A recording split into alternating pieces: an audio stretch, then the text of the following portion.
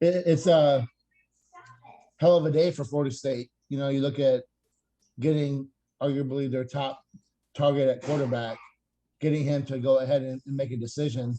The surprise isn't that they landed him.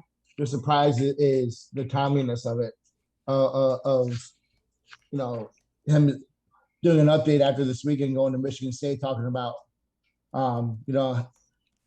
having different leaders every day. Got to sit here and think more about it.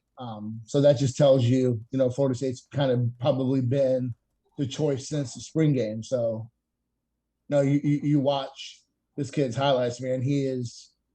I know Steve over at Unconquered Talk, him and I really have been really high on him.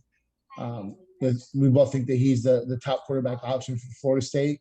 When you look at the offers they've had, he really fits with what Norvell and Dillingham like to do on offense. It's a great get, aesthetically. And when you look at, the scene after having a couple decommitments, Norvell is purposeful. Every time there's bad news, something's coming down the pike that's going to be positive. And, here we are again. So, one thing that Norvell, you can knock him, he's not above reproach.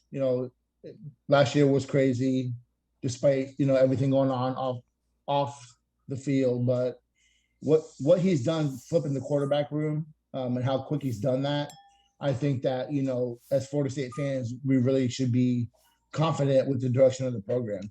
He brings in two guys and Rodemaker and Purdy. Purdy's been a little disappointing in terms of how he handled the offseason, but if he's motivated, that's a kid that's going to still play a big factor.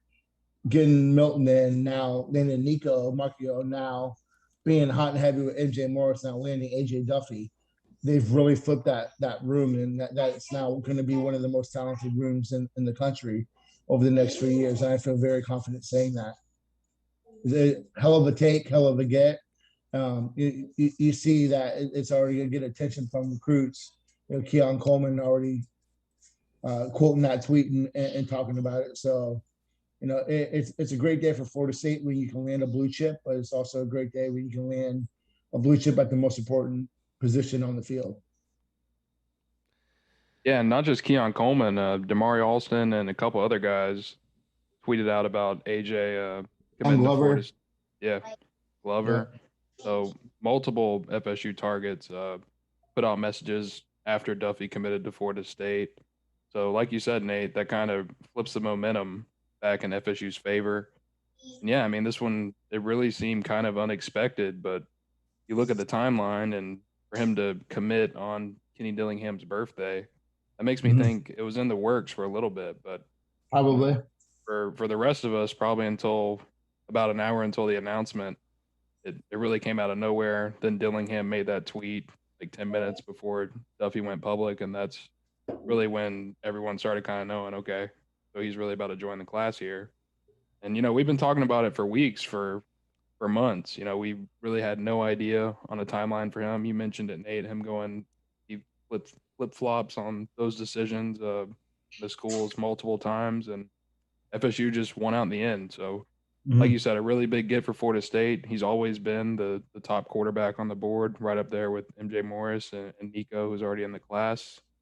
And, yeah, it just helps the momentum, and it solidifies the quarterback position with, a long way to go until signing day. He reminds me of a name that we're all familiar with, Sam Howell, and how he plays quarterback, which, a couple years ago, super high on Sam Howell. I think he's just as talented. So I'm going to have to go to some IMG games now. It's right down the road. Going to have to go check him out. Yeah, you'll be right on the perfect spot there, Nate.